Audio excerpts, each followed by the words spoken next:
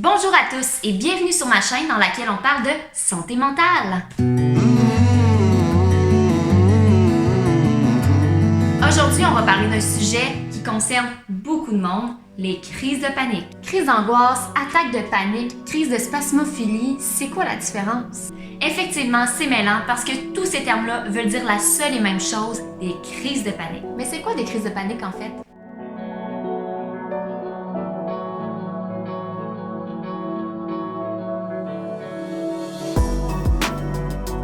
Mais de manière concrète, pendant une crise de panique, on va ressentir plein de symptômes physiques qui vont varier d'une personne à l'autre et d'une crise à l'autre. Si on parle des symptômes physiques, je vous en nomme quelques-uns, mais il y en aurait plein d'autres qui auraient pu être ajoutés à cette liste-là. Ce qu'il faut savoir, c'est que tout ça, c'est un cercle vicieux. Donc, on va commencer à avoir des palpitations cardiaques, par exemple. Puis là, ça va nous faire peur. Fait que là, on va commencer à avoir chaud. Fait que là, on va trembler. Puis là, on va avoir encore plus peur parce qu'on va se rendre compte qu'on est de plus en plus mal et ainsi de suite. On peut aussi vivre des symptômes psychiques. Ça, c'est surtout le sentiment de peur qu'on va ressentir pendant une crise de panique. Ça pourrait être une peur de s'étouffer, une peur de s'évanouir, la peur de faire une crise cardiaque, la peur de l'opinion des autres autour de nous, la peur de devenir fou et la peur de mourir. C'est très commun que les gens vont avoir le sentiment qu'ils sont en train de mourir pendant une crise de panique. Certaines personnes pourraient vivre la dépersonnalisation ou de la déréalisation. En bref, ça c'est le sentiment de la perception de soi qui est altéré. Donc on a l'impression qu'on est dans une autre réalité, qu'on n'est pas dans le moment présent. C'est très paniquant comme sentiment. Donc, tous ces symptômes-là peuvent arriver ou pas, ça va dépendre d'une crise à l'autre et des gens, puis ça peut varier en intensité aussi. Puis selon ce qui est vécu comme symptôme, la personne va adapter son comportement par rapport à ça. Donc, il y en a qui vont choisir la fuite, qui vont vouloir s'enfuir de cet endroit-là parce qu'ils sentent vraiment qu'ils sont en danger. Ils ont l'impression que ça va aller mieux s'ils vont dans une autre pièce à côté.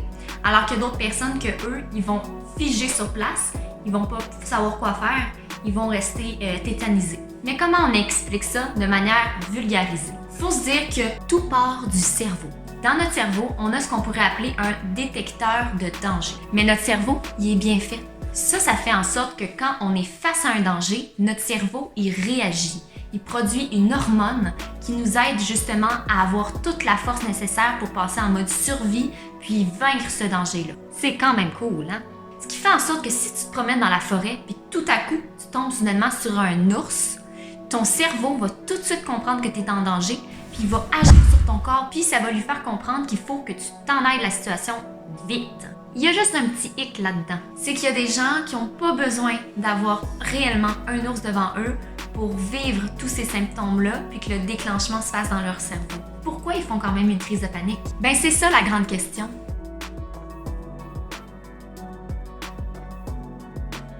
Il y a certaines personnes qui vont vivre leur première crise d'angoisse dans un moment où ils sont plus vulnérables dans leur vie. Fait qu'avant un examen, par exemple, quand tu es plus anxieux ou tu es plus fatigué, dans un moment où tu as une mauvaise nouvelle, ça peut être parce que tu viens de vivre une période difficile, la dépression, un deuil. Mais la majorité du temps, les gens ne sont pas capables d'identifier une cause en particulier ou un événement qui a pu créer ça. On dit aussi que certaines crises de panique peuvent être déclenchées non pas par un événement extérieur comme un ours, mais par des pensées angoissantes. C'est pour ça qu'on dit que c'est important d'essayer de trouver un petit peu la cause derrière les crises d'anxiété. Si justement ça cache une peur, il faut souvent être accompagné d'un psychologue. Il y a même certaines personnes qui vont jamais réellement trouver la cause. Fait que dans ces cas-là, on se concentre à trouver des solutions pour aider les crises. Il faut savoir aussi que les crises de panique se créent chimiquement dans le cerveau, donc ça peut être réglé grâce à de la médication avec l'aide de votre médecin. Dans une prochaine vidéo, je vais ressortir plein de trucs et d'astuces pour vaincre les crises d'anxiété, mais dans cette vidéo aussi, on va se concentrer sur ce que c'est puis bien le comprendre. Au niveau de la fréquence, ça se peut très bien qu'on vive une crise d'anxiété à cause d'une situation qui était vraiment stressante et que ça n'arrive plus jamais. Par contre, c'est important de faire la nuance parce qu'une fois qu'on a eu des crises d'anxiété, ça pourrait arriver qu'on ait tellement peur que ça réarrive qu'on associe l'événement ou le moment où c'est arrivé à des crises de panique. Fait que la prochaine fois qu'on est dans cette situation-là, ça réarrive. Donc, dès que les crises de panique deviennent handicapantes, que tu t'empêches de faire des choses dans ton quotidien par peur d'avoir une crise de panique, on peut parler d'un trouble panique. Si jamais vous avez envie d'en savoir un peu plus sur mon expérience personnelle avec le trouble panique et les crises d'anxiété, vous pouvez aller voir mon vidéo sur le sujet. Pour finir, je tiens à dire de quoi tu as vraiment besoin d'entendre. Tu n'es pas seul à vivre des crises de panique.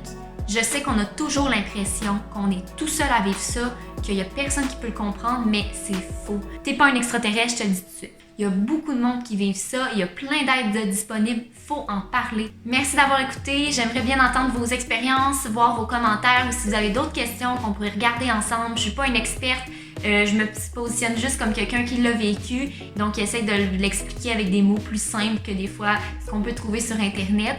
Joins-toi à ma chaîne si tu as envie de faire partie de cette belle communauté-là, pleine de respect et d'empathie, des gens qui se comprennent, qui vivent la même chose. Donc merci d'avoir écouté et restez à l'affût pour plus de vidéos sur la santé mentale.